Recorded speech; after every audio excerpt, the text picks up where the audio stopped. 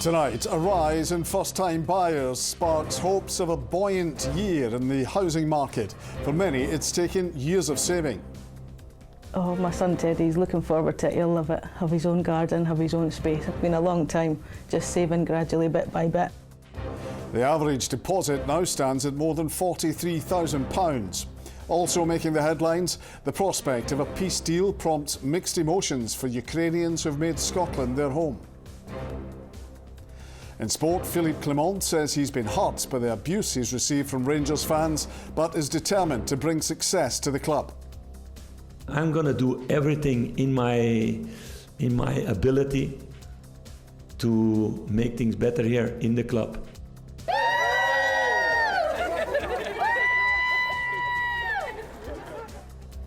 And we meet the lovebirds becoming sweet Valentines as they tie the knot on a special day. I'm John Mackay. This is the STV News at 6.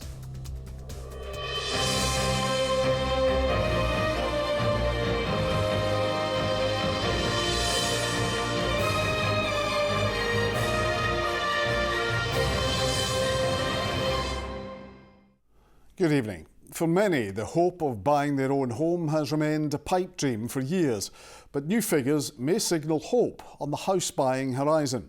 The number of first-time house buyers in Scotland has risen by more than a fifth since 2023, according to the latest analysis by the Bank of Scotland. But only if you've amassed a savings pot. The amount required for a deposit has also gone up, with people now having to save an average of £43,500 to put down on their first home. As Laura Piper reports. Get that signed just now. For Louise Wright, it took 8 years of hard saving to reach this moment, picking up the house keys to her very first home. Oh, my son Teddy's looking forward to it. He'll love it. Have his own garden, have his own space, and it'll be nice to have a house just for me and him that's mine. It's been a long time, just saving gradually bit by bit. I'm so happy. I'm so happy. It's been a long time coming, but I'm glad it's finally came. Mortgage advisors say first-time buyers like Louise have risen by 21% since 2023, making up over half of all home loans. The market has recovered. We are finding that it should be an active years for both buyers and sellers for 2025, and we feel that the predictions are we should see another 2 to 3 base rate reductions this year, so confidence is super high at the moment. The number of first-time buyers in Scotland rose to more than 32,000 last year, up 21% since 2023. But the average deposit for first-time buyers also rose by 8%, with the average deposit reaching more than £43,000. That's 66% more than a decade ago. Here in Edinburgh, house prices remain the least affordable in Scotland, with the average property price around 5.6 times the average salary. Across the country, first-time buyers typically paid around £200,000 for their first home last year on average. That's a whole £72,000 more expensive than 10 years ago. Yet, with the possibility of further base rate cuts by the Bank of England, this week several major lenders announced mortgage rate cuts below 4%, although with restrictions. Modest steps, but a small win for borrowers when those first rungs on the housing ladder can seem so impossibly hard to reach. Laura Piper, STV News, Edinburgh. Ukrainians in Scotland have been watching as world leaders have gathered at a vital security conference in Germany, where there are small flames of hope that a peace deal between Ukraine and Russia could be on the table. It comes as President Trump spoke with President Putin about brokering peace in the region. But Ukraine's President Zelensky says he doesn't see a ready plan for ending the war. Vanessa Taff has more. In the heart of his adoptive home in Scotland, a reminder of Ukraine. The prospect of a peace deal for the war-torn region is a cause for mixed emotions. We belong to Europe, we belong to European Union, we belong to Western civilization. And here is a fundamental conflict. And it's a beginning of peaceful negotiations, but we don't see how we can resolve that. It's the third year of the full-scale war, and that might be something that gives hope that it's going to end. There might be a light in the end of the tunnel. But that light in the tunnel is just a small dot. Overnight, a war drone struck the shell of the Chernobyl nuclear plant. Russia have denied any involvement. In Germany, Ukraine's president is fighting the diplomatic war. Warning the Security Conference he won't back down against Russia's President Putin. So I don't want to, be those person in the history who helped Putin to occupy my country. I don't want it. I will never do it. To make a deal without us or without Europe is not a good idea, and I hope that President Trump doesn't have this idea. NATO allies want Ukraine at the centre of the negotiating table. I hope that's not the last bit of applause that I get, but... Alluding to the likely reception of America's stance at this meeting, the country's vice president. The Trump administration is very concerned with European security and believes that we can come to a reasonable settlement between Russia and Ukraine. And we also believe that it's important in the coming years for Europe to step up in a big way to provide for its own defense. There's a crisis at this conference, and the stakes couldn't be higher. Vanessa Taff, STV News. From next week, hundreds of prisoners will be released early under the latest move to reduce overcrowding in jails. Behind bars, significant pressures remain. A major challenge is drugs, cutting the supply and tackling addiction. To prioritise rehabilitation and recovery, the Scottish Prison Service has a new 10-year strategy. Part of this includes prisoners being trusted to lead their own support groups. Our chief reporter Sharon Frew has been into HMP Low Moss to see this approach in action. The nature of drug use in prison has changed dramatically in recent years. Against the constant cat-and-mouse game to cut supply, a focus on recovery. When I come off the drugs, if you onto the hard thing you deal with. See, because there's no officers, there's nobody in our group apart from us peers, and the boys feel comfortable to share, and they can share freely because they know what information they're saying isn't going anywhere, it isn't leaving the room. Inside HMP Low Moss, a former plumbing shed is now used as a recovery hub. Once a week, staff stay outside to allow this session to take place. The day I'm sober, the more a lot of things diced over and all. I always felt I was walking on eggshells. I didn't want to die, but I just didn't want to live. Those leading and taking part in this weekly group are at different stages of their sentence and recovery. The jail's bloated with drugs in it, illegal highs and a tizzler and stuff like that, Before, I couldn't handle my feelings that much. I was taking drugs that I didn't even like, that made me feel horrible, just to get out of dealing with my own feelings. Is it helping you maintain your recovery while here? here? 1,000,000%. It's like totally transformed my behaviour in prison. I feel like volatile drug user. If I came down here, I've had a total attitude change, even towards like staff, the way I interact with other cons. And the people that are coming in here, are being human to us and are talking to me like a human being, makes me want to help other people and become a better person. The difference it's made for me as a person is night and day, to tell the truth. I'm 56 years old and I feel in the best place I've been in my lifetime, and this is through this room. I believed I was damaged goods because my addiction was for over 4 decades.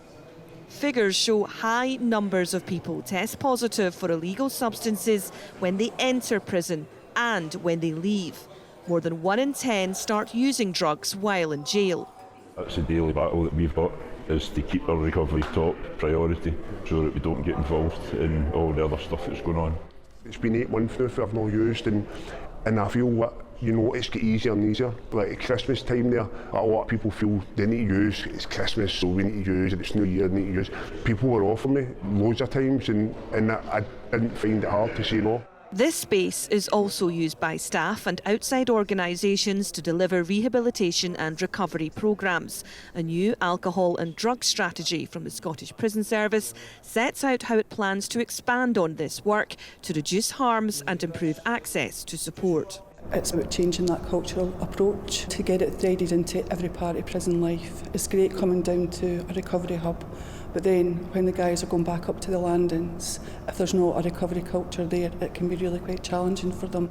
We need to look and try something different, and catching them here, the guys aren't going anywhere, we've got them. You catch them here, You open up their eyes to what's available and you show them a different way, and then hopefully that transitions into the community. We're seeing a lot of progress. I'm still seeing a lot of guys that are struggling, but the door's always open for them. The new strategy sets out a 10-year vision. In this room, they're tackling the recovery one day at a time. Sharon Frew, STV News, HMP Lomos. To other stories, and a decision by arbitrators to enforce a 4.75% pay rise for police officers in Scotland is deeply disappointing, says the union representing them. An initial offer of the same value was made to staff last year, but the Scottish Police Federation returned with a counter deal of 5.5%. The employment service ACAS has now confirmed the 4.75% increase. The Scottish Police Authority says the outcome ensures officers' contribution is recognised. The introduction of a vaccine for a respiratory virus in Scotland has resulted in a huge decrease in hospitalisations of older people. Public Health Scotland research shows the RSV vaccine reduced related hospitalisations by 62% in the 75 to 79 year age group. Families are appealing for a change in immigration rules which are keeping them separated from loved ones. They're asking the UK government to reform the minimum income requirement for family visas. Currently, people living here need to earn at least £29,000 to bring an immediate family member to live with them. The Scottish Government wants the rule reduced or removed altogether. Our political correspondent Ewan Petrie reports. You phone Daddy? Where is he? FaceTime is the only way Jade can see her dad in Nigeria. He and his partner Gemma have been navigating the visa process for the past 18 months.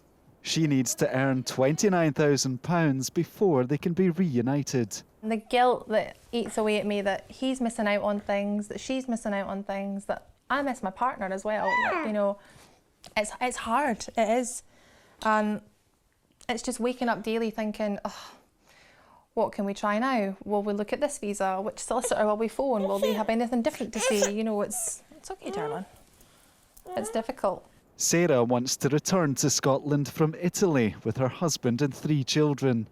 She faces a choice between staying or splitting up her family. I believe it's the right of the citizens of the UK to be able to marry who they want without having to look at how much they earn or how much money they have. So, yeah, families belong together. The Scottish Government wants UK ministers to reduce or remove the minimum income threshold. We have a falling birth rate. We also have an ageing population as well. And we've got geographical imbalances. So in order to address all of those things, it's important for us to be able to have migration policies that are fit for our purpose. Who's that? Further changes to the scheme have been paused while a review is carried out. The UK government insists any reforms will consider the impact on women and part-time workers. Ewan Petrie, STV News. A man has appeared in court charged in connection with attempted murder after a woman police officer was struck by a car. The incident happened when police tried to stop a vehicle in Clydebank's Bannerman Place on the 5th of January. The officer was taken to hospital and later released. Aaron Swanson made no plea to the charge at Dumbarton Sheriff Court. Glasgow City Council has already overspent its budget by £38 million.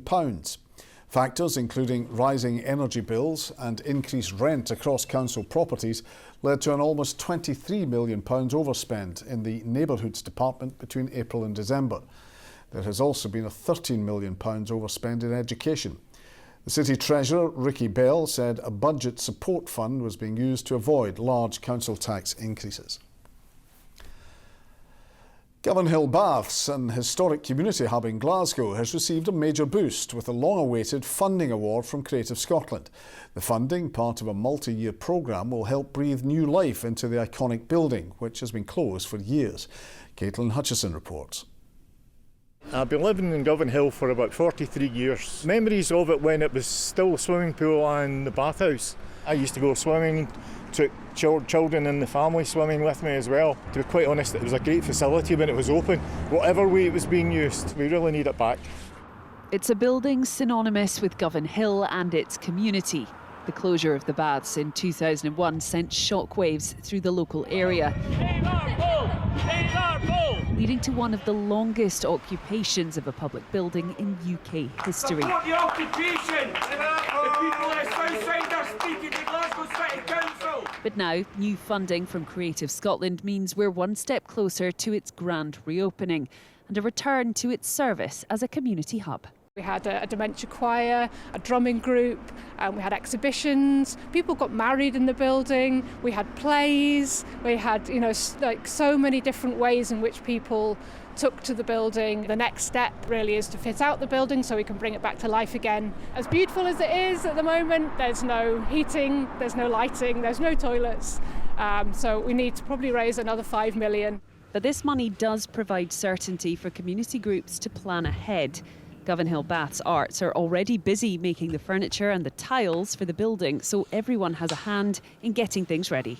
It was always for the people and by the people, and we're going to have an archive of lots of working class leisure and history, a centre for arts and activism, a performance space, as well as that being integrated into a space where there's a swimming pool. The pantry is going to be in that place, so people who want to go and buy their food from the pantry, they're going to be walking past art, they're going to be able to get involved in art. Govanhill Baths is one of 251 groups sharing in over £200 million, but 15 organisations didn't make the cut. Creative Scotland says it understands the disappointment, but insists it's offering stable year-on-year funding to more organisations than ever before. It's been a decades-long campaign with civic pride at its heart. The building itself may have faced years of disuse and decay, but the sense of community never faltered. Caitlin Hutchison, STV News, Govanhill. Rahman is here with the sport, and under pressure, Philippe Clement has been facing the media again, Rahman. And it's not the first time, John, he's been under pressure during his Rangers tenure, but I think this is the most severe criticism he's faced, that after the defeat in the Scottish Cup. He spoke to the media and he said some of the abuse that he's been getting has been rather personal.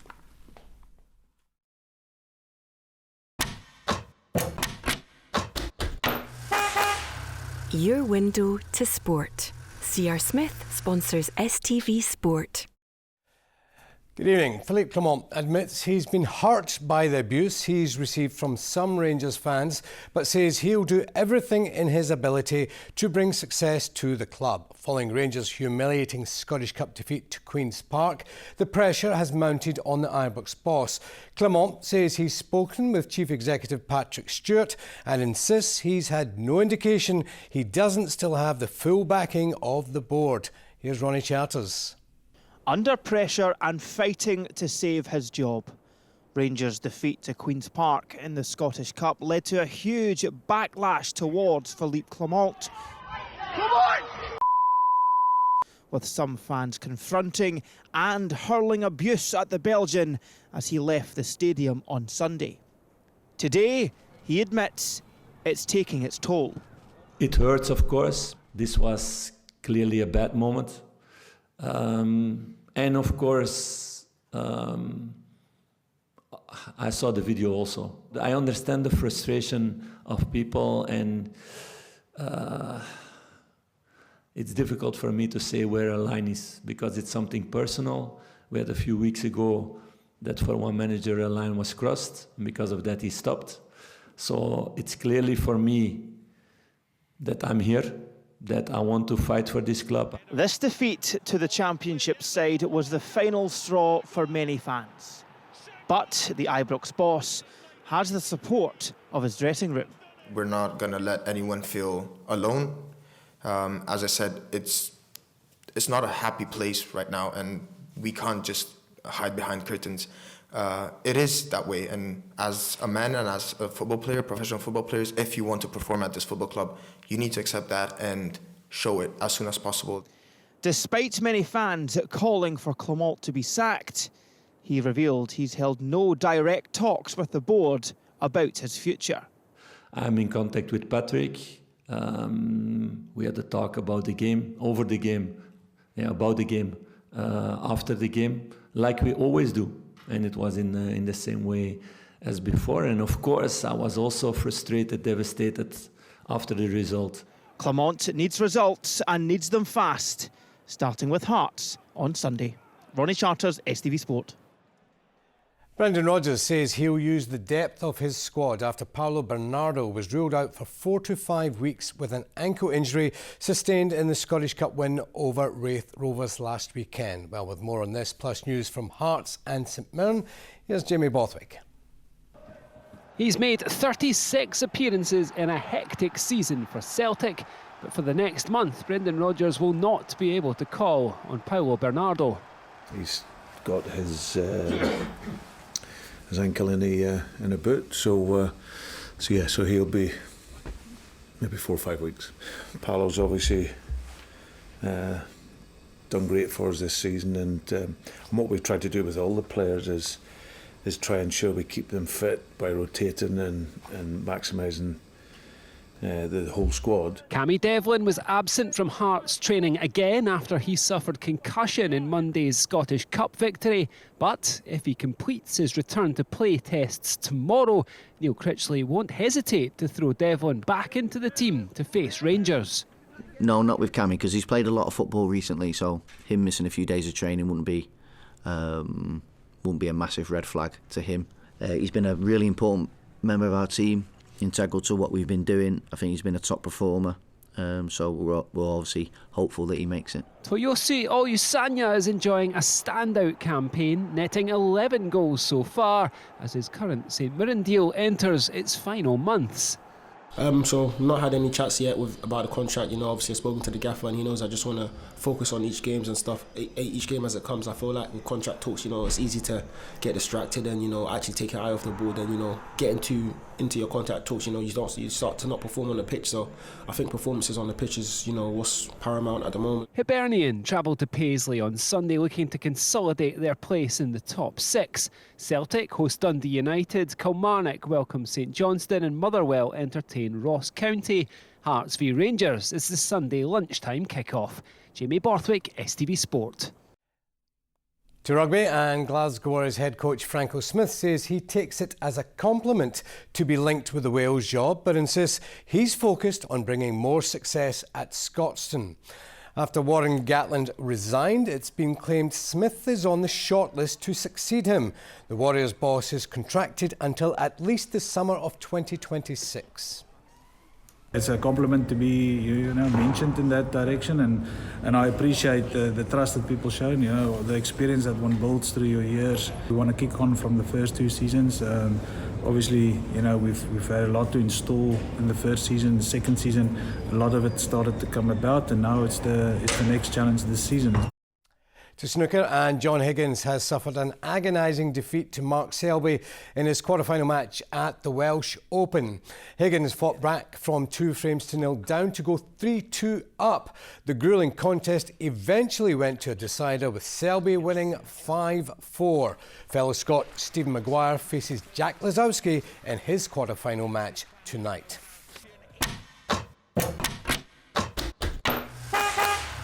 Your window to sport. CR Smith sponsors STV Sport. And that is all we sport tonight, folks. Have a great weekend. John. Thanks, Roman. And the weekend weather with Sean. Wet by the coast, with a high chance of sun and splashing. TUI sponsors STV Weather. Very good evening to you. We've got a band of showery rain out west at the moment, turning quite damp across the Hebrides, but as that weather front drifts further onto the mainland later on, could turn a little bit problematic in some spots because we will see a little bit of snow from that weather front as well. Certainly some of our higher locations south of the Central Belt. The A725, the M77, the M74, the risk of some snow in the higher areas as well, and also the risk just about anywhere tonight of some freezing rain because those ground temperatures are going to be pretty low as that rain comes in, so the possibility of ice in some spots into tomorrow morning. So some of you at higher levels may wake up to some lying snow tomorrow morning. Shouldn't amount to too much, but mainly that turns back to rain and sleet for many of us. Now tomorrow it's a largely cloudy, largely dry day for many of us, especially further west. Further east, though, we've got thicker clouds, South Lanarkshire, around Falkirk, Fife. We hang on to shower outbreaks of rain, and it's going to feel raw out there. Look at your afternoon temperatures, 3 or 4 degrees, a lack of sunshine tomorrow, and also that breeze coming in from the east. It is going to feel pretty miserable and cold out there, especially where we do have those showers through the afternoon as well. On Sunday, a lot of cloud for many of us. Your afternoon highs are still only about 4 or 5 degrees Celsius, but a big change on the way next week. Wave goodbye to the blue colours. They're heading off to Scandinavia. Milder air coming in from the west, temperatures possibly double figures by the end of the week. TUI sponsors STV Weather.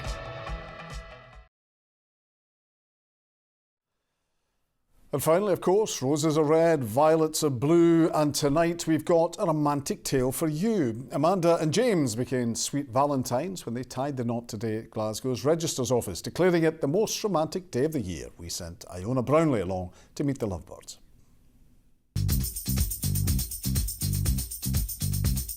Love is in the air, everywhere I look around. It's been a busy day down here at the registry office in Glasgow. Congratulations, guys. Thank you very much. So just tell me why you decided to get married today of all days. Well, it's the most romantic day of the year, and why not? If we're going to get married, we've waited 7 years, so why not do it in the day of love? And tell me a little bit about your story. How did you guys meet? My sister was a matchmaker. Yeah, my sister was a matchmaker. Yeah, and put it together. And 7 years later, that's us finally husband and wife. Cheers. Cheers. Yeah, and now the party can begin. Yes, that's us, big celebration afterwards. Yeah. Well, congratulations. Thank you so much.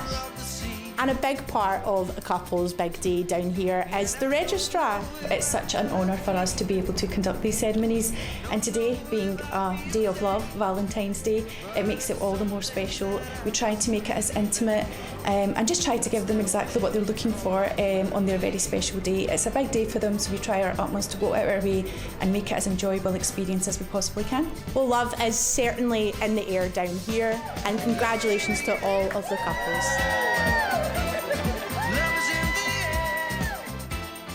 Congratulations. Like I say every year, lads, the garages are still open. Have a good night.